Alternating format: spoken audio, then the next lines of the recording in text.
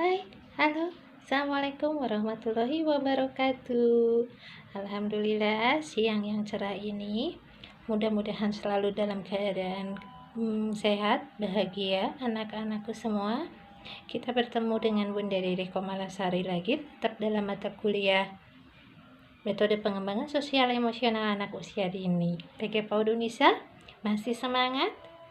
Ya, semoga masih semangat, masih dikaruniai kesehatan, dan tetap menjaga hati, menjaga senyumannya.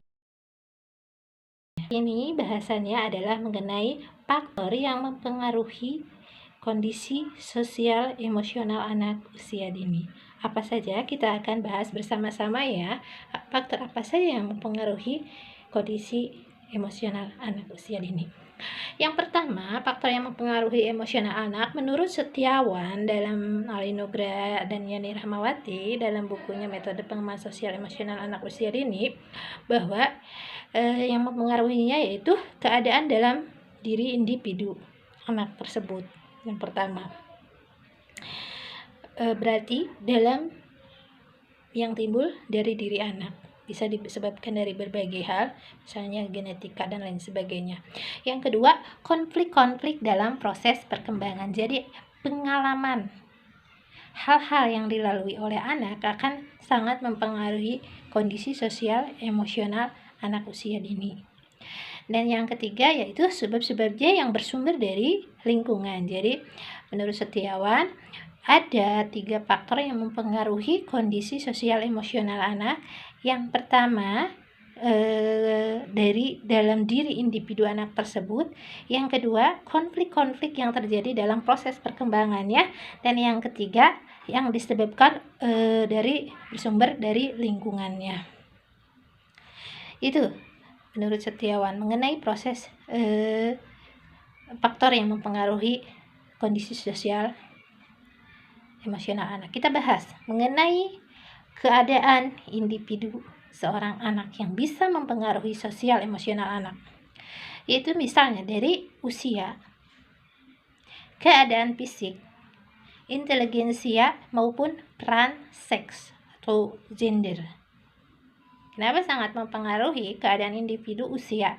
Seiring dengan usia, anak akan memperoleh pengalaman, jadi usia juga mempengaruhi kondisi sosial emosional anak, karena tingkatannya akan jelas berbeda. Yang kedua, keadaan fisik. Keadaan fisik seseorang, mohon maaf, mungkin ada yang memiliki kebutuhan-kebutuhan khusus, ada anak yang memiliki keistimewaan tertentu, jadi sangat mempengaruhi. Biasanya ini akan berpengaruh kepada tingkat percaya diri, keadaan sosial emosionalnya, berpengaruh tentang pemilihan teman dan lain sebagainya. Yang selanjutnya adalah inteligensia. Berarti daya pikirnya. Jelas, daya pikir seseorang akan sangat mempengaruhi kondisi sosial emosionalnya karena akan saling berhubungan. Yang biasanya daya pikir sangat sinergi. Umpamanya dia memiliki daya pikir tinggi, tapi tergantung juga nanti asahannya dari faktor lainnya. Yang selanjutnya, keadaan seseorang itu peran seks atau gendernya. Kondisi sosial emosional anak laki-laki dan anak perempuan jelas sangat berbeda. Biasanya anak perempuan biasanya lebih lama, kita tunda dan iqamat dulu ya.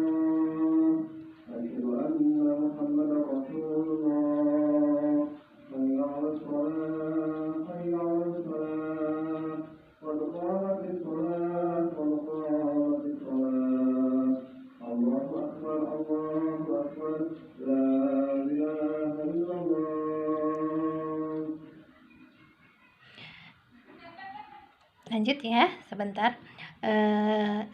Jelas akan berbeda antara anak perempuan dan anak laki-laki.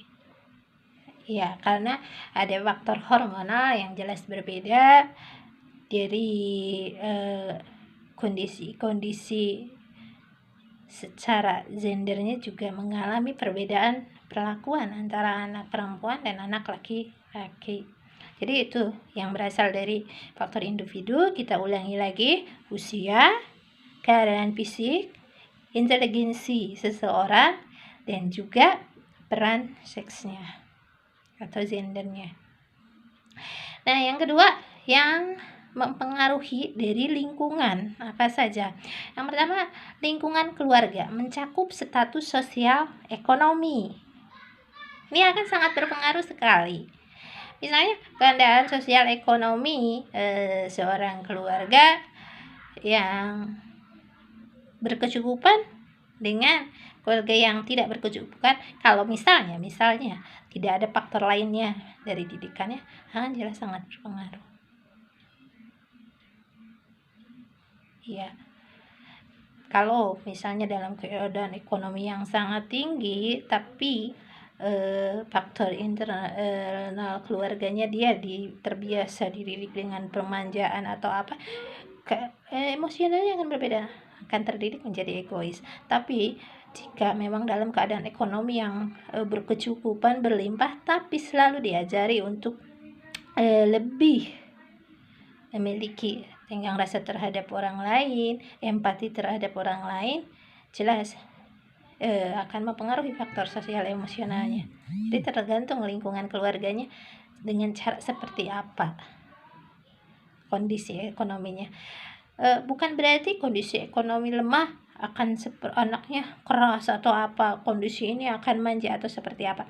Tetap tergantung juga bagaimana pola asuh orang tuanya seperti apa. Bisa saja dalam keadaan ekonomi lemah, tapi orang tuanya menerapkan pola asuh menunjukkan atau sekitarnya menunjukkan kedermawanan atau berbagi walaupun dengan keadaan terbatas, anak tersebut akan tumbuh dengan empati yang tinggi. Walaupun dia dalam keadaan ekonomi yang tinggi, tapi sudah diajarkan dengan diberi contoh dengan keadaan yang sangat egois atau seperti halnya lain menang sendiri atau apa, ya akan seperti itu. Atau sebaliknya, keadaan ekonomi tinggi tapi diajari rendah hati atau apa, bisa saja. Jadi itu.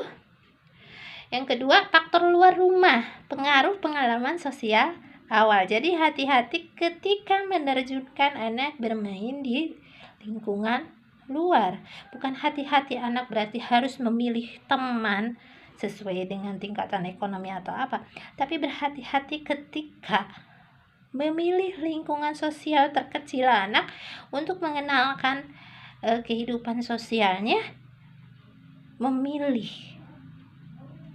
teman yang kira-kira bisa menunjukkan anak tersebut pada hal-hal kebaikan.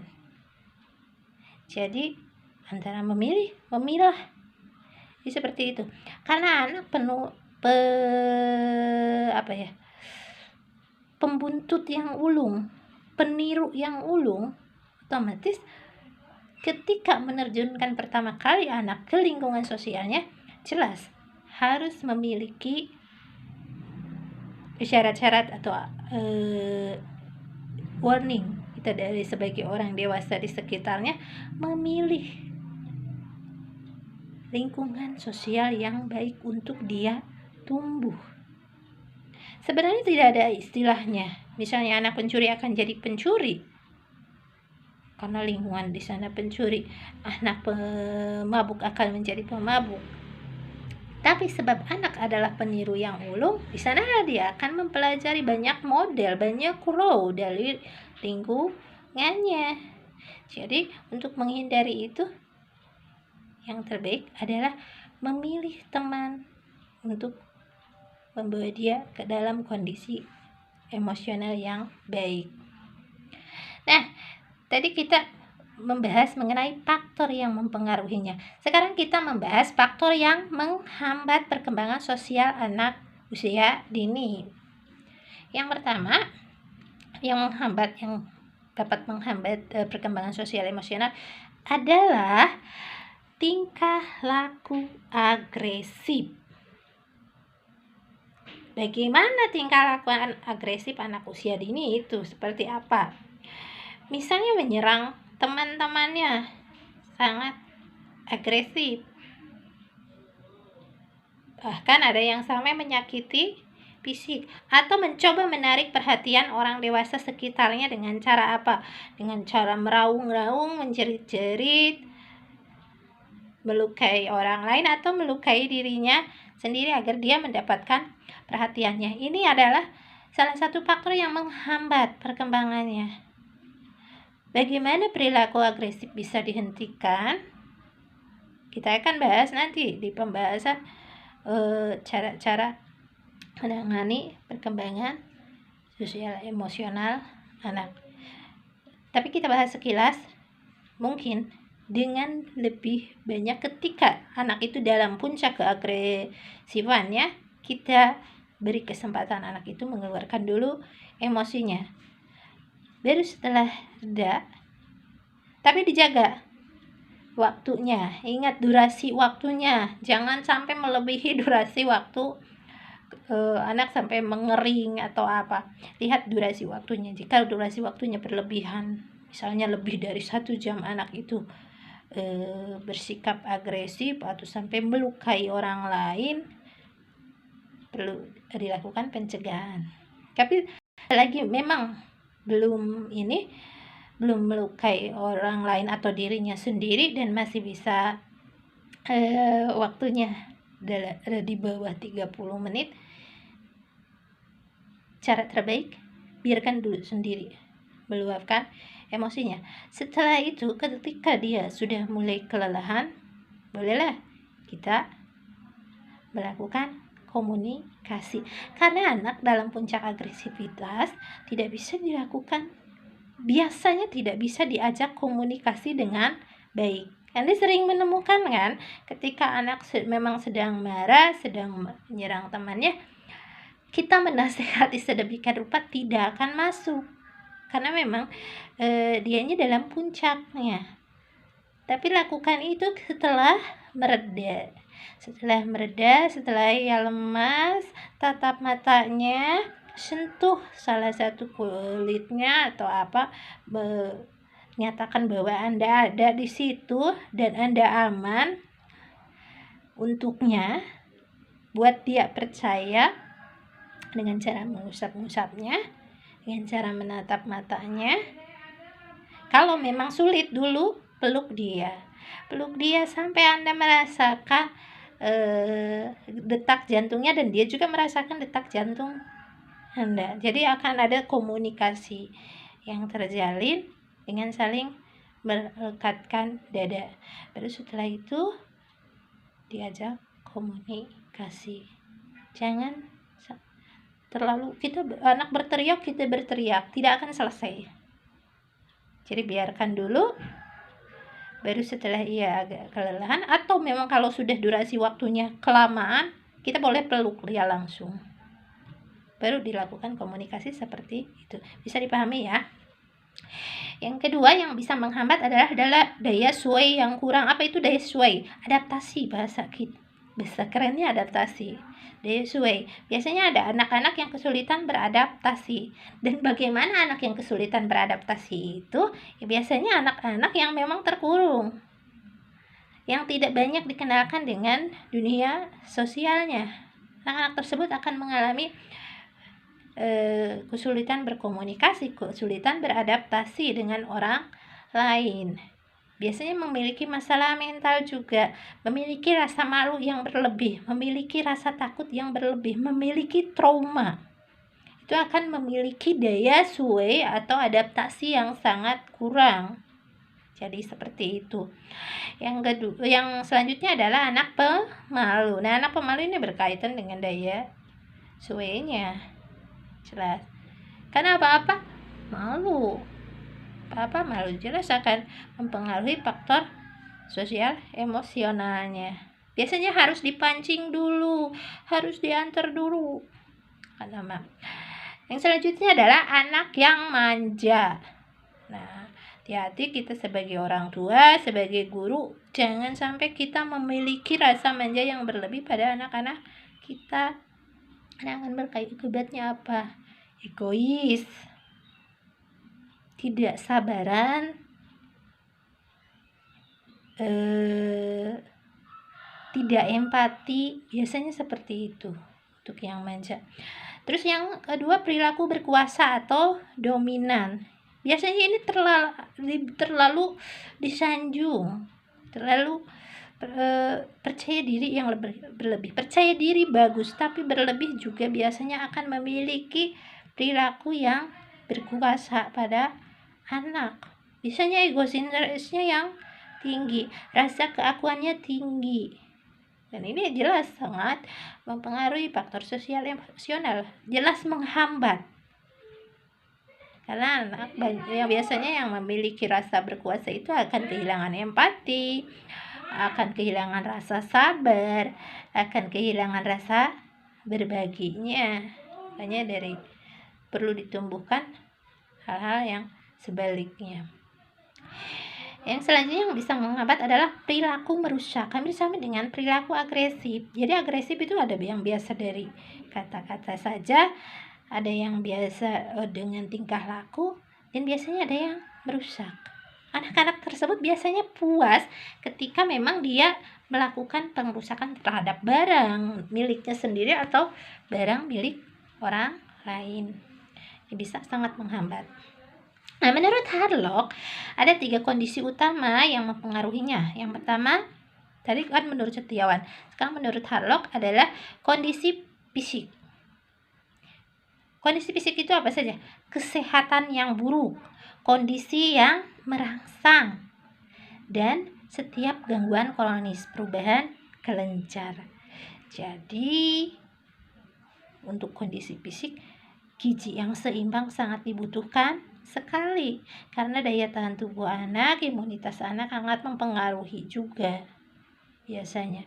Terus anak yang daya tahan tubuhnya lemah, kondisi fisiknya lemah, biasanya dia akan memiliki rasa kurang percaya diri.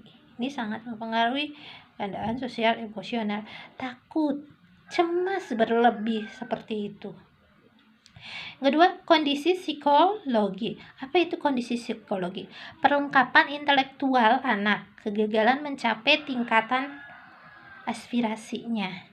Jadi, perlengkapan intelektual anak itu seperti apa? Daya tangkapnya, daya nalarnya, itu akan mempengaruhi.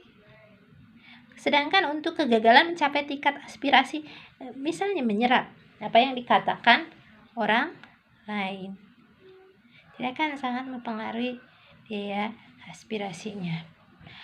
Kecemasan berlebih seperti yang tadi saya katakan, biasanya saling berkaitan dengan kondisi fisik, akan mengalami kecemasan berlebih. Jadi banyak sekali. Serta pengalaman emosi tertentu yang kuat tertanam. Ini biasanya menimbulkan trauma tertentu bagi anak. Jelas akan mempengaruhi.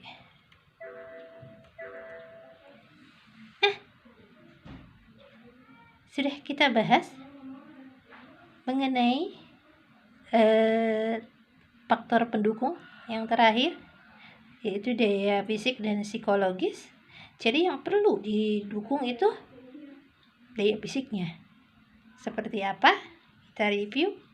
Jaga kesehatannya, beri nutrisi yang baik, jaga gizi seimbang, atur pola makannya, atur pola tidurnya, dan atur pola bermainnya. Jangan sampai terjadi ketidakseimbangan dalam jadwal anak. Bermain terlalu berlebihan akan mengganggu. Juga kurang tidur juga akan mengganggu. Jadi perlu diatur sedemikian rupa. Orang tua khususnya harus memiliki jadwal bagi anak-anaknya agar dia memiliki daya tahan tubuh untuk mendukung perkembangan sosial emosional anaknya melalui kondisi fisiknya. Yang kedua, daya dukungnya yaitu kondisi psikologisnya. Yang pertama, perlengkapan intelektual melalui daya tangkap dan daya nalar itu seperti apa? Sering berlatih menyimak cerita, sering berkomunikasi dengan anak, sering berbicara dari hati ke hati, akan jelas perlengkapan intelektual anaknya insya Allah akan lengkap. Jadi kita mengenal bukan hanya kecerdasan dalam hal kognitifnya saja. Anak dilengkapi juga dengan berbagai kecerdasan yang harus dimiliki anak. Menonjolnya di apa? Seperti itu, kita dukung, kita support. Yang kedua, kegagalan mencapai tingkat aspirasi dengan banyak memberi kesempatan dia untuk berkembang. Seperti itu. Kecemasan kita hilangkan dengan penguatan diri, dengan memupuk rasa percaya dirinya dan kondisi lingkungannya juga. Ya, itu sudah bisa dipahami faktor-faktor yang mempengaruhi kondisi sosial emosional anak. Semoga bisa dimengerti. Semoga masih tetap semangat. Untuk kali ini saya akhiri. Wabillahi taufiq wal hidayah. Wassalamualaikum warahmatullahi wabarakatuh. Jaga kesehatan, stay safe, jaga hati, jaga senyuman.